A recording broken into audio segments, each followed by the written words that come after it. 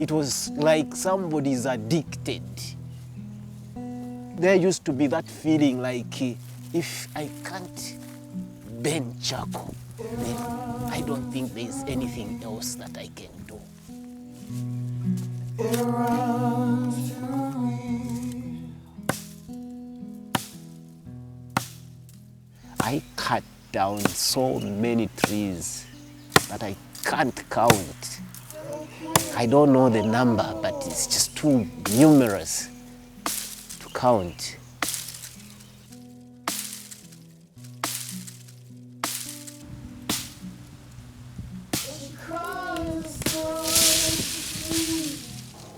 Because with us it was life. Without charcoal burning, then it meant no life.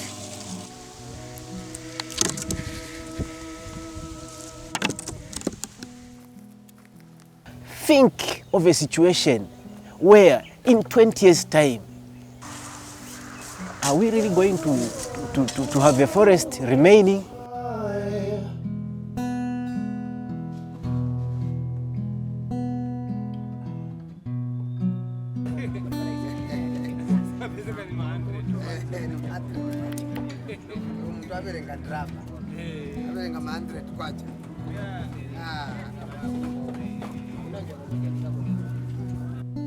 The world is at a crossroads now where we need to be deciding how we want to go and moving towards in some sort of consolidated movement in the right direction. You see the trees on the side of the road and Livingston feels like quite a green, tree-filled place.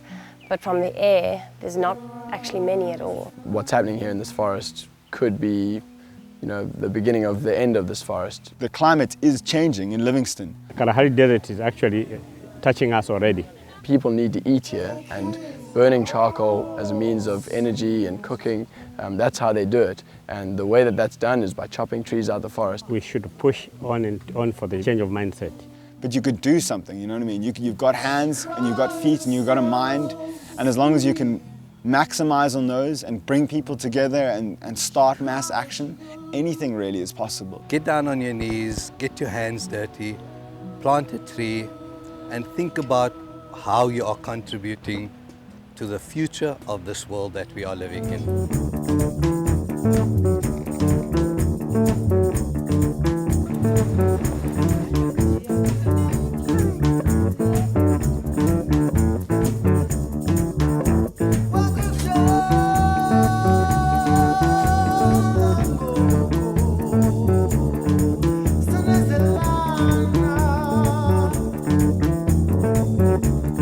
The 3 weeks that we have been together, I think it has made so much difference, a lot of difference, because we have been to so many schools, we have been to so many communities.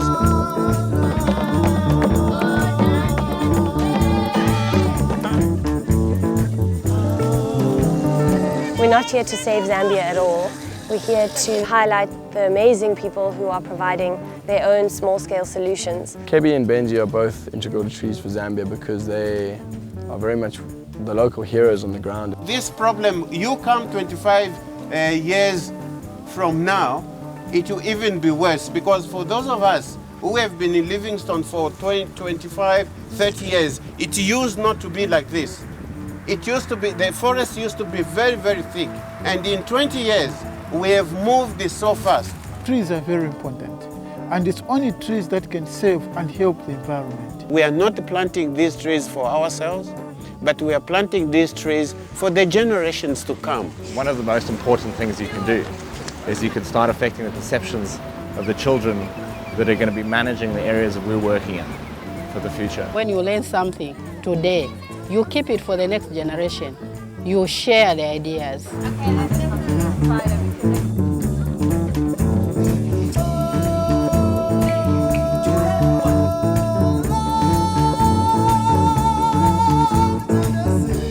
Alternatives that would probably be best is to bring in solar system. It's simple. You set up a solar system stove. It works with the sun. So we've been making solar cookers out of all found material. And we've made one with every school and one with every farm group that we visited.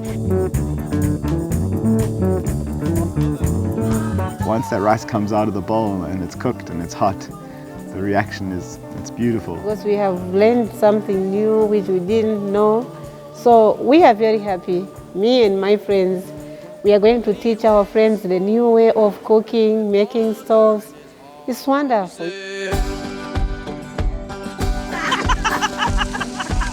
It's bringing us together and to share a common goal of taking care of our environment, planting trees for Livingstone. We stand tall. Hey, oh, hey, I will Sure, we do a lot of planting during the day, but really it's also about getting back to camp and high-fiving and putting on music and people strumming guitars around the fire and smiles and laughter and just all that stuff that comes with being young people in a beautiful world.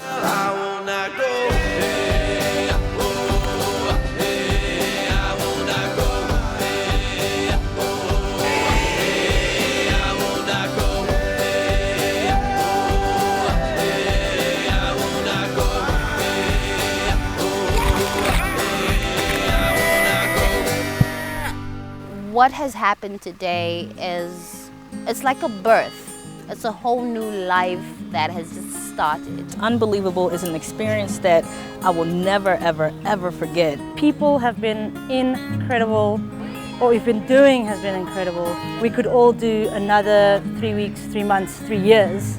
It's about just growing as a human being. This is my first tree I've planted and I'm very happy to be part of this. It's awesome to be part of something small. It's going to make a big difference. It's a life-changing situation to be in. And I can actually go back to my hometown and say, hey, have you ever been to the Victoria Falls? I planted a tree there.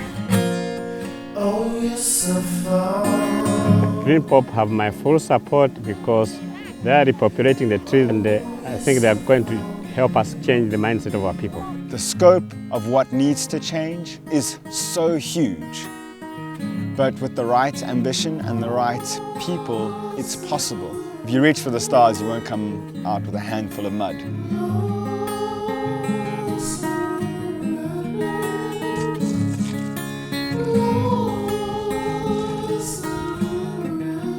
It's one thing that kept burning in my heart, that at one time I should stop what I'm doing and stop it completely.